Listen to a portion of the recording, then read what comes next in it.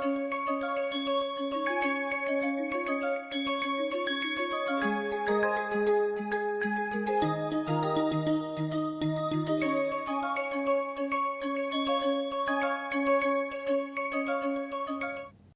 everyone, welcome to Remote Sensing and GIS for Rural Development NPTEL course. This is week 5, lecture 1. Let us do a recap of what we have learned in lecture 4 and how it is related to lecture week 5. In lecture 4, we had done an introduction to GIS, which was part 1, vectors.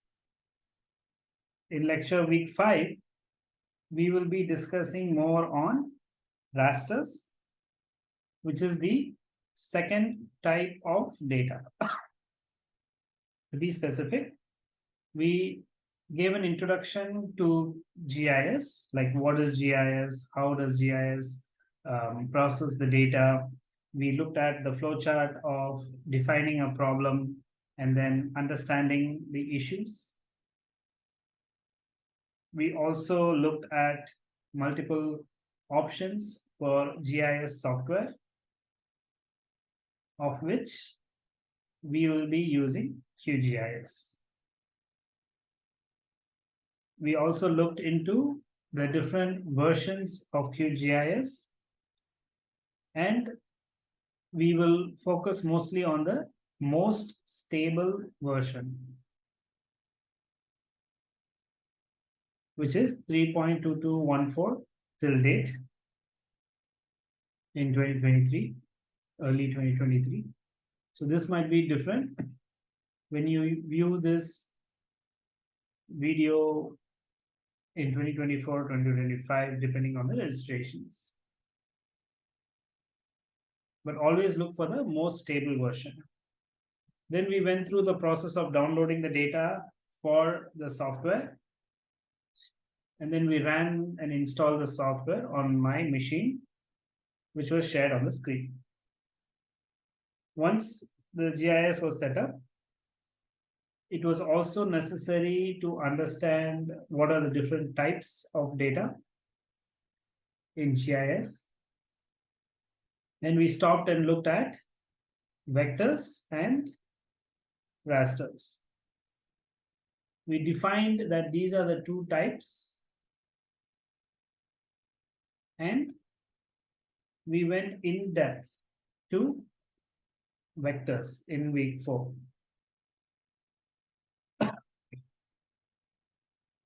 We also looked at QGIS tools for vector analysis. So once we've defined the two types of data, then there are tools that work on vector and work on raster separately. So we had looked at the specific tools in vector analysis that are installed in QGIS. The tools may be different in whatever GIS versions or software you use. However, we covered the basic tools, so you will definitely come across the same tools. Different names would be there. For example, buffer would be labeled as buffer vector or buffer line, buffer polygon, etc. Buffer is always the same tool. It creates a buffer around a shapefile, point, polygon, or line. So the name of the tool might be different in different softwares. As per GIS, the application of the tool is same. Then we look at applications of GIS vector data and analysis. So we define the data, we looked at some tools that can organize and play with the data, and then we jumped into the applications. Now, how is this linked to week 5? We had mentioned that we have two types of data, so vector and raster. I had introduced what is a raster, but I didn't get into in-depth discussions. That is what we will accomplish in week 5. It is also necessary to look at the difference between raster and vector, the two types of data. Some may get confused that it is a full coverage. So is it a vector or a raster? Coverage need not always say it is a raster, and vice versa, right? So we should be careful about what is embedded in the data, how the data is represented, and that defines raster or vector. Sources of raster data for rural development, we will look into some sources, and then we'll jump into some intro raster tools in QGIS platform. So there are raster tools generic, and there are raster tools that you could use throughout the GIS network and specific to certain softwares. We will have an introduction of the major raster tools. One example is the raster calculator and the masking tool. These tools are very important, and almost across the software systems for GIS it is used. Then we'll have some inputs on data storing methodologies. Throughout, I will stress the fact that this is based on QGIS software, the recent stable version, and mostly for rural development.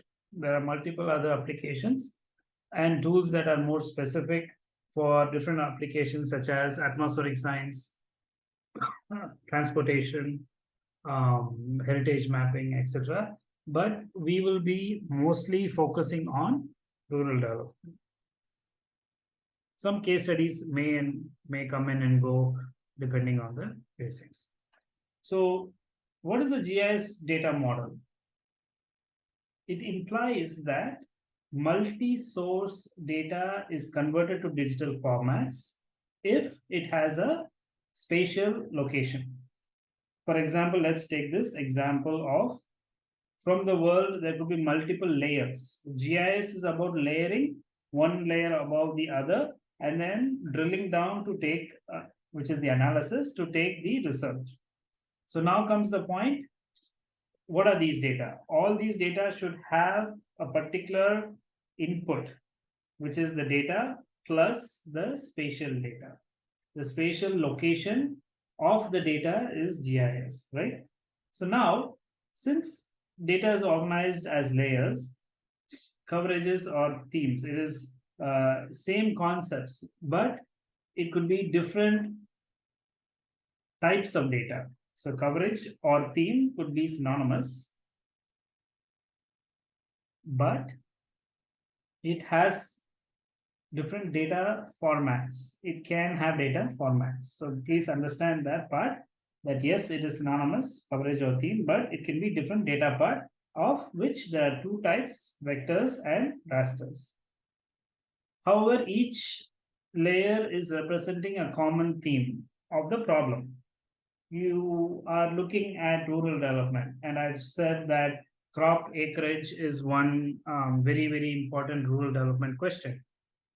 We cannot map on top of coverage something in rural India. You cannot map urban coverage, for example. If industrialization has happened, yes, but given that it is focusing on crops, you have to concentrate on crops. So common theme is there.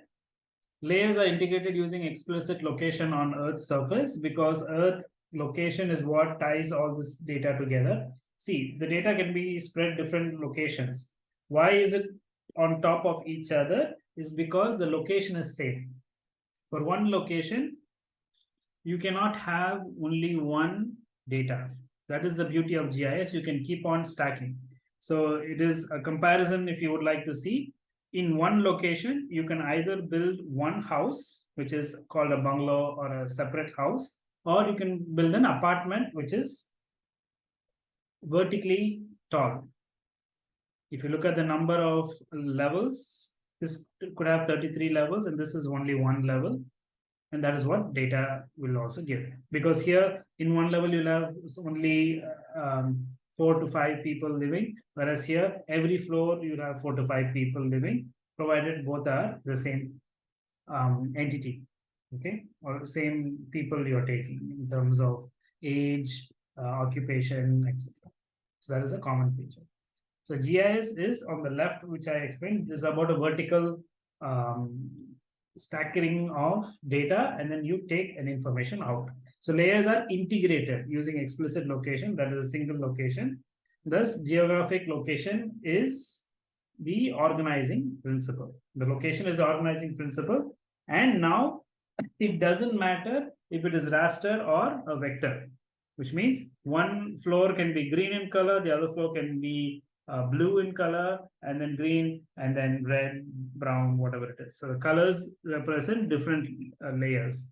So it doesn't matter in GIS if how many ever different layers come up, as long as your software and your computer can hold it. So the location is what is key.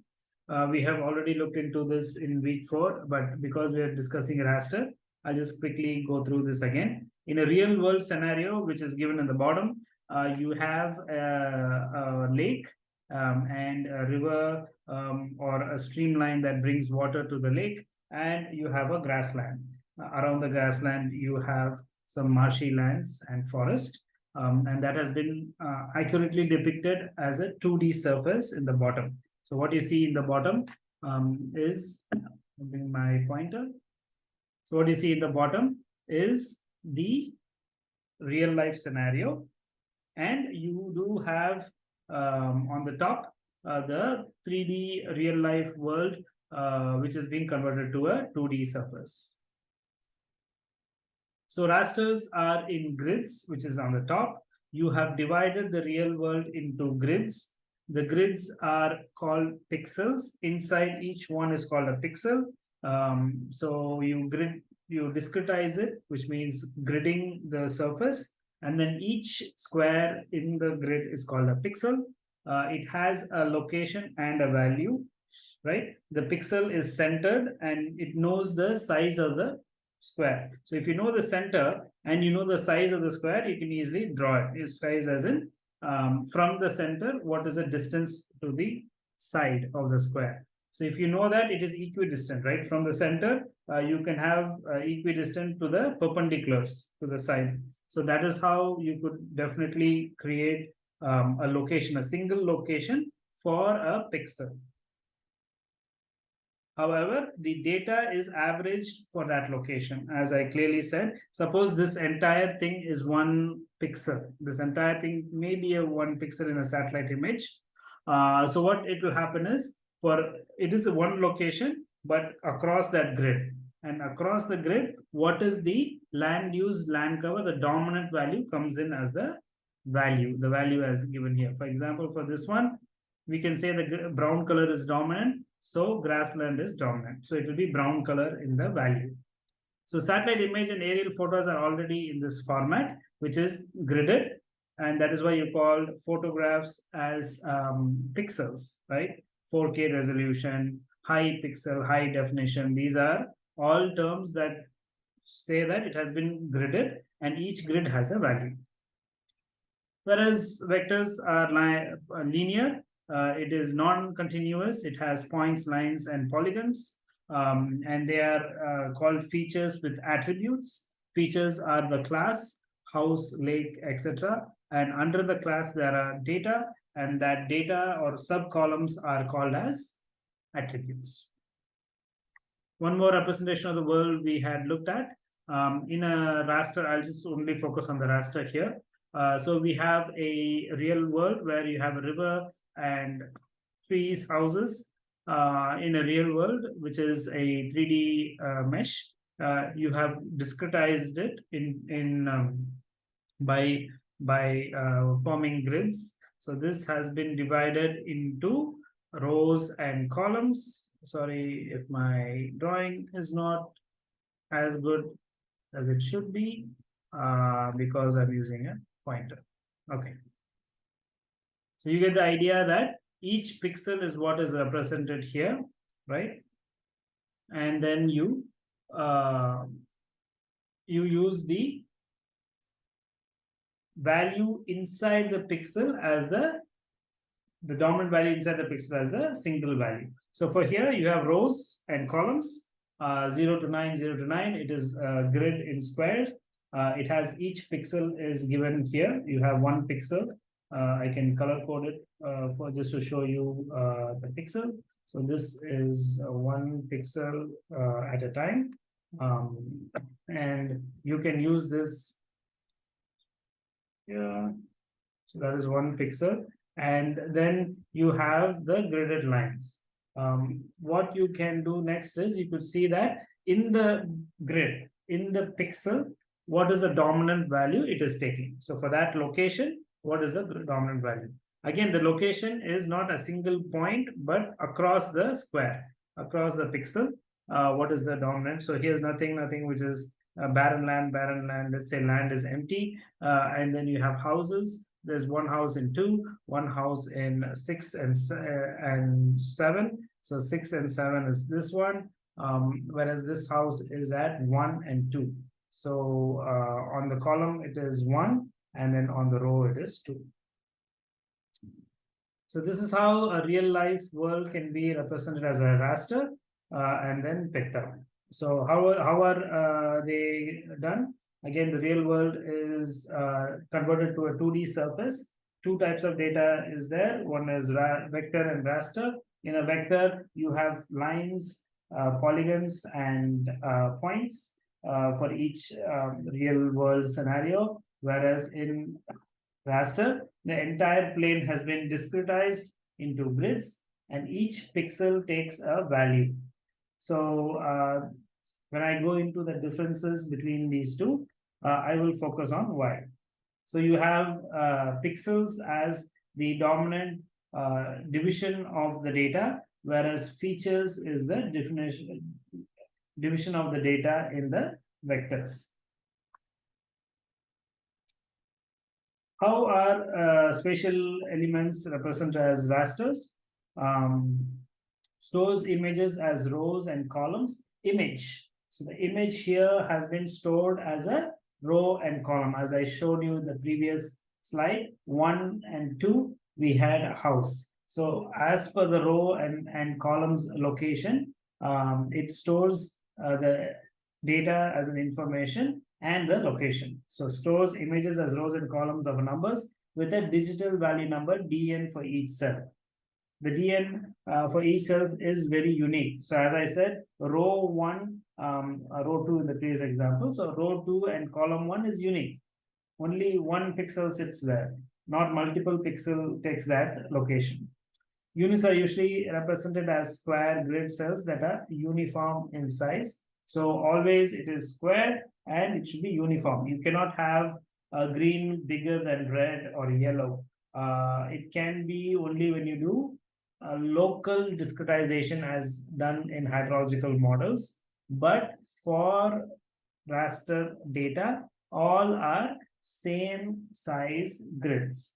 And that is why your green is not bigger than the blue, or the yellow is not bigger than the green.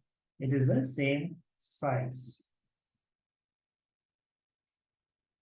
With this, what happens is you have uniform spread of the data with equal pixel size, and the dominant land use, land cover, or rainfall is taken as a value for it. Data is classified as continuous, such as in the image. You don't have an image, whatever size is it. It can be an oval image, it can be a square image, rectangular image, A4, whatever size. Every image has full coverage. You don't see inside an image a white plain area. If that is the case, it is called an error. Okay, so within the frame, every single inch should be, or centimeter, or whatever the smaller size is, should be occupied with data. In here, image, the data is color. So it is continuous, such as in the image given below. In the image here, you do not have any blank spaces. The pink dotted squares are also data. It is continuous or thematic, which, as I said, rainfall, land use, land cover, these are themes, thematic maps, and the data is being applied across, where each cell denotes a feature type, only one feature type, but it denotes the entire thing. So here the theme is land use, land cover. The cell could be a river or a house or a tree based on the feature which is within which is the data, right? The dominant data. There are numerous data formats for grids. When we looked at shapefiles, we saw that it is .shp, .shpx, and then other data that supports the vector. So it's only one type of forming, but in the one type, there are multiple sub files. Whereas in raster, there are numerous grid formats, how the grid is stored and how the locations are stored. There are numerous formats. Someone may ask why, sir, for raster you have numerous formats. It is one of the limitations, it has been discussed, is that rasters have bigger size. And for the bigger size, with evolution of science and technology, with upgradation of technological interfaces, there is new formats that are being discovered or developed. Why? Because they want to cut the image in a particular fashion to store it effectively and retrieve it effectively. Remember that if it is too big, it is difficult to store and also difficult to retrieve. Both are important for spatial analysis, storing and retrieving. So to make that faster, there are always upgradation of the formats, and that gives rise to a different or multiple formats for rasters. People would be happier with the simple shapefile, so you don't see much updation, but rasters, yes. And that is the same reason why initially you could store only 1-2 images in a pen drive. A floppy disk may have 2-3, and a CD-ROM may have hundreds of files, images, whereas now a single pen drive can have multiple GBs of data, which is raster. So now we have known what is a raster, what is a vector. Next, we will see what are the key differences. Each object is a pixel in a raster database and has only one attribute value, one feature. So one feature, one attribute is merged here. One data, only one data per pixel. It's not like rainfall is there or not. There's just rainfall, which is 1, or 0 for no rainfall, right? So rainfall is the theme, rainfall is the attribute. If it is no rainfall, it is 0, but still our color is given for 0, which is white, and then blue could be rainfall. So has one attribute value. Example, land type is equals to 1 is one value. Elevation is how much the land is elevated from the 0 level, which is the sea level, and you could see that 830 meters or feet, depending on the data. You have one value for the pixel. You don't have a range for a pixel. One pixel only takes one value. However, in a vector, each object which is represented in a GIS framework in a vector database can have multiple attribute values. Example, a county or a district boundary has attribute information for area, population, demographics, and many others. So you don't stop with just the district name or the village name. There are multiple other data that are stored. As I said, there are subheadings. The name could be the predominant column that is holding it. Here the district name, and within the district you have multiple attributes that explain the data further. Sometimes too many attributes do not explain but spoil the data. So be careful about the size and volume relation to the quality. Do not always think that too much data always explains better. Too much also has a lot of errors and issues.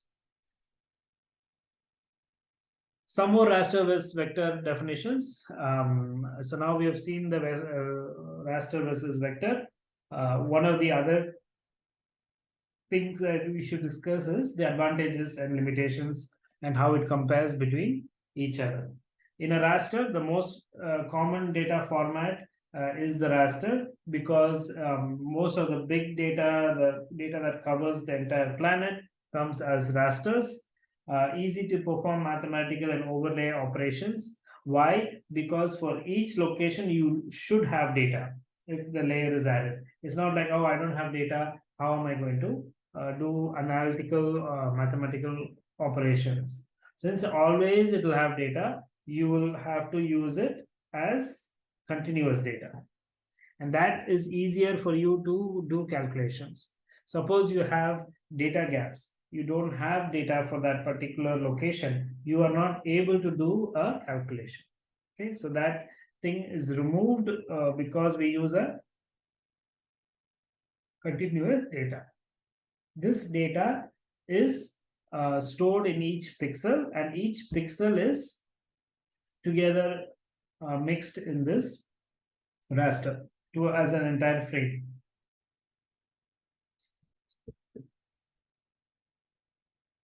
Satellite information, which is the information procured from satellites, is easily incorporated in a raster.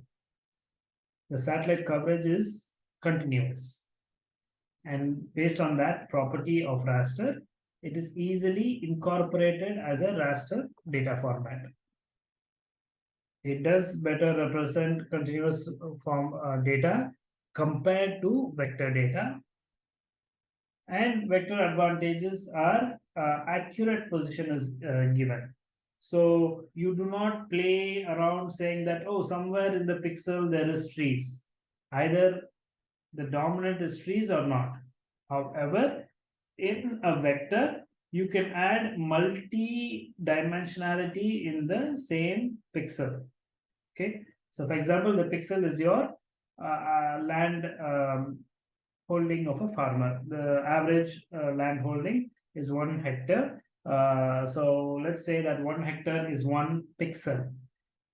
The farmer might have some issues with growing a monocrop in the land. Let's say he's not going to grow, he or she is not going to grow sugarcane, but some tomatoes, some spinach, some banana, and maybe drumstick. All these are within that small piece of land. How will that show in a vector? Is each plant will have a specific location or a polygon. So it will be a point data or a polygon data, whereas for the raster, all of this is one data. The dominant data will be uploaded as a layer, okay, for that pixel. So that is what the advantages for vector. It is not continuous. However, for that particular location, it is the best data available. It is the best for storing discrete thematic features, example, roads, shorelines, seabed features. Think about this. If you're going to do a map of the water bodies, ocean and rivers, the land is part, right? You cannot just show in a raster the lake alone without the data boundary from rasters. So you have land and water. However, in a vector, you don't need this. You can just put a boundary and say this location, this boundary is there for water. And that is where it has less storage. It's not continuous, so it doesn't have to put storage everywhere. It is compact. Data storage requirements is there. You don't need big supercomputers or storage facilities. Can associate unlimited number of attributes for specific features. Again, I've said this in the week 4, not unlimited, depending on your computer speed and performance power, it will give some number of columns. The columns are the sub attributes. The raster file formats, as I said, there are multiple. There's not only one format. and the often ones are JPEG, TIFF, PNG, SID, grid, IMG image. And you could see that the icon looks like a gridded box. So you see, initially you would see like it's a bar of chocolate, but it's not. So if you look at the bar of chocolate, it has lines and then which are vertical and horizontal, thereby giving rows and columns. Each chocolate you can break as a pixel. So that is what you could see here. The icon for a raster data is given as a pixel or gridded land. The vector set is given as different. We've seen this in the previous lecture. Spatial data, raster images, elevation grids, any data that is stored in terms of pixels rather than lines, points, etc. Again, another definition. You could see here that the river line is not a line but a grid which is linked to each other. This is the Columbia slope model for data. Sometimes, only sometimes, there are tables associated with the raster, and it depends on the data type, the dot grid, dot img, dot jpeg. So based on the format and the size of the class, the size of the data, you will have an extension table. So spatial data is stored in a database, and I would like to stress here that in a geodatabase, you can have vectors and rasters together. It's not like you have to separate your rasters, separate your vectors. However, you can have them all in one working geodatabase as this is there. You have a geodatabase and you can store it. In normal circumstances, I have a folder. The folder is GIS data, and within the folder, there are subfolders for raster or rivers, and then you have subfolders for vectors, administrative boundaries, river boundaries, etc. So there are both limitations and advantages of using raster and vector. So we cannot say one is better than the other. It depends on your problem statement and GIS tools that you're going to use. So you can always have all these data in your database folder mingled together, because GIS, when you open it, it will tell you what type of data it is. For example, if this is being shown, it shows that this is a polygon, a line, and then a point. And then it also shows that this is a raster. With this, I would like to conclude today's lecture. You would also go back to these forums and manuals if you have difficulties and questions. The links are given here. So please use them as much as possible for updating or brushing up your QGIS skills, because that you'll be using much in this course. With this, I conclude. Thank you.